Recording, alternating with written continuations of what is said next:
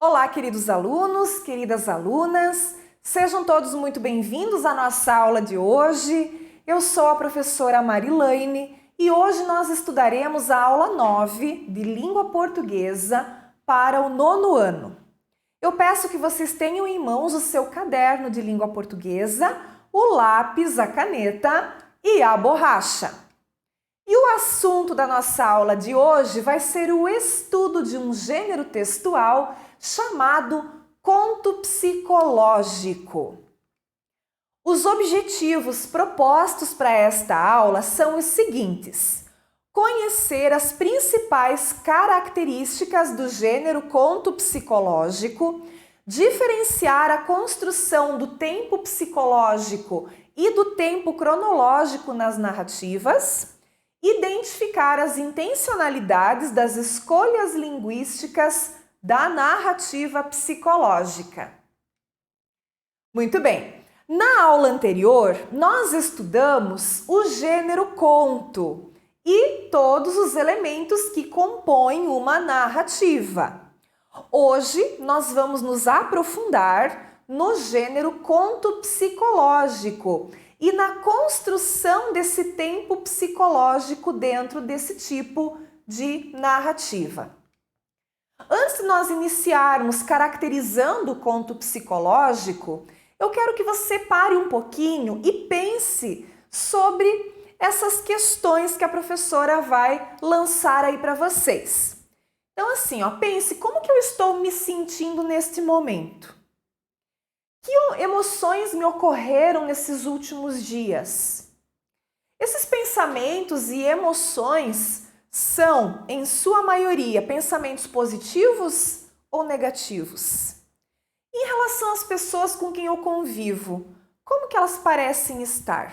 Então, eu estou fazendo alguns questionamentos voltados a você, ao seu interior, ao seu psicológico. A partir destes questionamentos e das possíveis respostas, nós vamos começar a nossa aula então sobre conto psicológico. E aliás, o que será que é um conto psicológico? Vamos ver a seguir. Conto psicológico é uma narrativa cujo fato principal sempre está relacionado às lembranças e sentimentos dos personagens, o que acarreta a predominância do tempo psicológico, que flui de acordo com as emoções. A apresentação do enredo pode não seguir a ordem natural dos acontecimentos, já que o tempo das emoções não é um tempo linear. O espaço físico também é marcado do ponto de vista de como são sentidas as experiências. No Brasil, a representante mais importante do conto psicológico é a escritora Clarice Lispector. Em seus textos, geralmente um fato do cotidiano ou uma lembrança aparentemente banal desencadeia no personagem uma viagem ao próprio interior para questionar a própria existência ou ressuscitar dramas existenciais. Muito bem, Uma ótima definição do que vem a ser este tal desse conto psicológico. Então agora nós vamos à leitura de um conto psicológico, que justamente é um conto da escritora Clarice Lispector, chamado Tentação. Acompanhem lá comigo. Ela estava com soluço e, como se não bastasse a claridade das 2 horas, ela era ruiva. Na rua vazia, as pedras vibravam de calor. A cabeça da menina flamejava. Sentada nos degraus de sua casa, ela suportava. Ninguém na rua, só uma pessoa esperando inutilmente no ponto do bonde. E como se não bastasse seu olhar submisso e paciente, o soluço a interrompia de momento a momento, abalando o queixo que se apoiava conformado na mão. Que fazer de uma menina ruiva com soluço? Olhamo-nos sem palavras, desalento contra desalento. Na rua deserta, nenhum sinal de bonde. Numa terra de morenos, ser ruivo era uma revolta involuntária. Que importava se num dia futuro sua marca ia fazê-la erguer insolente uma cabeça de mulher? Por enquanto ela estava sentada num degrau faiscante da porta às 2 horas. O que a salvava era uma bolsa vermelha de senhora com alça partida. Segurava-a como um amor conjugal já habituado, apertando-a contra os joelhos. Foi quando se aproximou a sua outra metade neste mundo, um irmão em Grajaú. A possibilidade de comunicação surgiu no ângulo quente da esquina, acompanhando uma senhora e encarnada na figura de um cão. Era um bacê lindo e miserável, doce sob a sua fatalidade. Era um bacê ruivo. Lá vinha ele trotando à frente de sua dona, arrastando seu comprimento. Desprevenido, acostumado, cachorro. A menina abriu os olhos pasmada. Suavemente avisado, o cachorro estacou diante dela. Sua língua vibrava. Ambos se olhavam. Entre tantos seres que estão prontos para se tornarem donos de outro ser, lá estava a menina que viera ao mundo para ter aquele cachorro. Ele fremia suavemente, sem latir. Ela olhava-o sob os cabelos, fascinada, séria. Quanto tempo se passava? Um grande soluço sacudiu-a desafinado. Ele nem sequer tremeu. Também ela passou por cima do soluço e continuou a fitá-lo. Os pelos de ambos eram curtos, vermelhos. Que foi que se disseram? Não se sabe. Sabe-se apenas que se comunicaram rapidamente, pois não havia tempo. Sabe-se também que, sem falar, eles se pediam. Pediam-se com urgência, com encabulamento, surpreendidos. No meio de tanta vaga impossibilidade e de tanto sol, ali estava a solução para a criança vermelha. E no meio de tantas ruas a serem trotadas, de tantos cães maiores, de tantos esgotos secos, lá estava uma menina, como se fora a carne de sua ruiva carne. Eles se fitavam profundos, entregues, ausentes de Grajaú. Mais um instante e o suspenso sonho se quebraria, cedendo talvez à gravidade com que se pediam. Mas ambos eram comprometidos. Ela com sua infância impossível, o centro da inocência que só se abriria quando ela fosse uma mulher. Ele com sua natureza aprisionada. A dona esperava impaciente sob o guarda-sol. O bacê ruivo, afinal, despregou-se da menina e saiu sonâmbulo. Ela ficou espantada, com o acontecimento nas mãos, numa mudez que nem pai nem mãe compreenderiam. Acompanhou-o com os olhos pretos que mal acreditavam, debruçada sobre a bolsa e os joelhos, até vê-la dobrar a outra esquina. Mas ele foi mais forte que ela. Nem uma só vez olhou para trás. Então, temos aí esse conto psicológico da Clarice Lispector, o qual nós iremos analisar agora. Então, esse conto, ele possui 2 personagens, que são a menina e o cachorro, e ambos são ruivos, e por essa razão eles acabam se identificando. E aí temos um trecho, né, onde ela diz: numa terra de morenos, ser ruivo era uma revolta involuntária.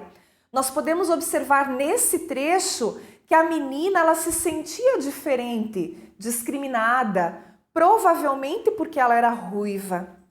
Logo no início do conto, nós temos a seguinte frase, né? Sentada nos degraus de sua casa, ela suportava. O que nos leva a deduzir que ela suportava não somente o calor que estava fazendo, mas também a solidão que ela sentia. O narrador do conto é alguém que está de fora da história, né? Ou seja, ele é um narrador em terceira pessoa. Entretanto, por se tratar de um conto psicológico, nós vamos chamar esse narrador de narrador onisciente, né? Por que ele é um narrador onisciente? Porque ele sabe tudo o que se passa na mente dessa personagem. Ele sabe como que ela está se sentindo. Lembrem, narrador onisciente ou onipresente, ele sabe de tudo, né? Então, o narrador onisciente, também chamado de onipresente, é aquele que conhece toda a história, todos os detalhes da trama. E ele tem um conhecimento profundo, gente, sobre as personagens, desde os sentimentos, as emoções e os pensamentos, né? Então, por isso, chamado de onisciente. O cãozinho, né, o cãozinho Basset, ele acaba provocando na menina uma mudança. Então, a reação da menina e do cão, quando eles se veem, é uma reação de identificação um com o outro, porque ambos eram ruivos e solitários. E, de repente, dali poderia nascer uma grande amizade, né? O que a gente consegue perceber naquele trecho que diz assim: foi quando se aproximou a sua outra metade neste mundo, um irmão em Grajaú. Mas ambos eram comprometidos, né? A menina era comprometida com a sua infância e o cão era comprometido com a sua dona. Considerando a reação da menina e a reação do cão quando eles se encontraram, né? E o fato de ambos serem comprometidos, o que o título Tentação pode estar indicando aqui neste conto psicológico? Nós podemos deduzir que essa tentação se refere a um impulso dos dois ficarem juntos, né? A menina ruiva e o Basset ruivo, numa tentação de se pertencerem, já que haviam se identificado tanto um com o outro. Os contos psicológicos, eles são construídos sob um tempo psicológico. Então é muito importante também que a gente relembre aqui o que é um tempo psicológico, porque ele vai se fazer presente nesse tipo de conto. Então o tempo psicológico, ele é um tempo bastante subjetivo. Ele é vivido ou sentido pela personagem e ele vai fluir em consonância com seu estado de espírito. Então vai depender do estado de espírito da personagem. Ele não vai obedecer um tempo cronológico, né? Que é aquele tempo medido em horas, dias, meses, não. Tanto que quando se tem tempo psicológico, nós vamos observar que a narrativa nem sempre vai ser uma narrativa linear, né? Com começo, meio e fim bem estabelecido. Muitas vezes são feitas digressões, flashbacks, né? Retornos a tempos anteriores, à infância. Então esse tempo psicológico vai propiciar que a narrativa não seja uma narrativa linear. O que vai diferir, né, o tempo psicológico do tempo cronológico? Porque nós vamos ter dois tipos de tempo nas narrativas. Então vamos rever isso aí. Os tempos na narrativa, né, eles podem ser definidos como a duração da ação, ou seja, quanto tempo durou a ação. E ele pode ser cronológico ou psicológico. Então, o tempo cronológico, os fatos vão sendo apresentados de acordo com a ordem dos acontecimentos. Então, como eu falei para vocês, no tempo cronológico, na narrativa linear, esse tempo vai ser identificado por anos, meses, datas, horas, períodos do dia, manhã, tarde, noite. Então, sempre vai ter uma referência cronológica. E já o tempo psicológico, ele não vai ter essa cronologia, né? Ele não vem medido ali por um tempo em anos, dias, meses.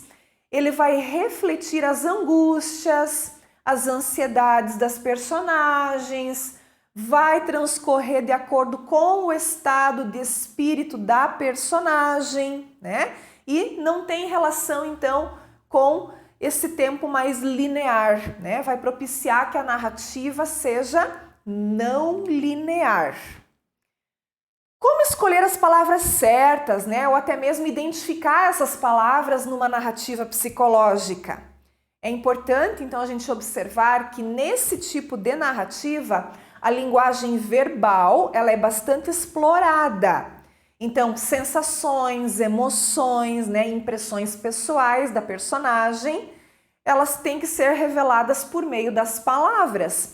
Como é que eu vou saber de que forma a personagem está se sentindo ou que emoção ela está vivendo? Eu preciso usar as palavras para levar isso para o leitor, né? Então, se ela está sentindo angústia, hesitação, ansiedade, ou desejo de prolongar algum momento, medo, terror, saudade, tristeza, alegria. Então eu vou ter que escolher bem as palavras para fazer essa descrição do estado de espírito da personagem. Vamos observar então as escolhas linguísticas para revelar o que sentiu a personagem Zilda, personagem do conto Feliz Aniversário, também conto psicológico da Clarice Lispector. Então, tudo que a professora grifou aí neste pequeno trecho é para demonstrar as escolhas linguísticas, ou seja, as palavras que foram usadas para poder entender um pouquinho, né, como que a Zilda estava se sentindo. Então, vamos lá. Mas ninguém elogiou a ideia de Zilda e ela se perguntou angustiada se eles não estariam pensando que fora por economia de velas. Ninguém se lembrando de que ninguém havia contribuído com uma caixa de fósforo sequer para a comida da festa que ela, Zilda, servia como uma escrava, os pés exaustos e o coração revoltado. Então, ao dizer que a Zilda não foi elogiada, é porque a Zilda provavelmente já estava demonstrando algum tipo de frustração. Quando ele diz que ela está angustiada, né? Quando o narrador diz que ela está com o coração revoltado. Então, isso são todas sensações dessa personagem, a forma como ela estava se sentindo e que, para que isso fique claro para o leitor, quem escreveu precisa selecionar muito bem as palavras para conseguir transpor isso, né? Para quem vai fazer a leitura. Então, essas emoções, sensações, estado de espírito da personagem, né? Como a personagem se sente. Eu deixo aqui para vocês alguns links que ficam como sugestão de leitura de outros contos psicológicos. Então, para que você entre em contato com esse tipo de texto, né? Como eu já falei para vocês, a nossa representante maior dos contos psicológicos é a Clarice Lispector. Então eu sugiro para vocês a leitura do conto Restos de Carnaval e também do conto Feliz Aniversário, né? Acessem aí esses links e façam a leitura destes contos para poder adentrar mais nesse universo do conto psicológico. Pessoal, agradeço a atenção de vocês, façam as atividades propostas para essa aula de hoje, façam as leituras dos contos sugeridos, será muito importante para vocês. Obrigada e nos vemos nas próximas aulas. Até mais!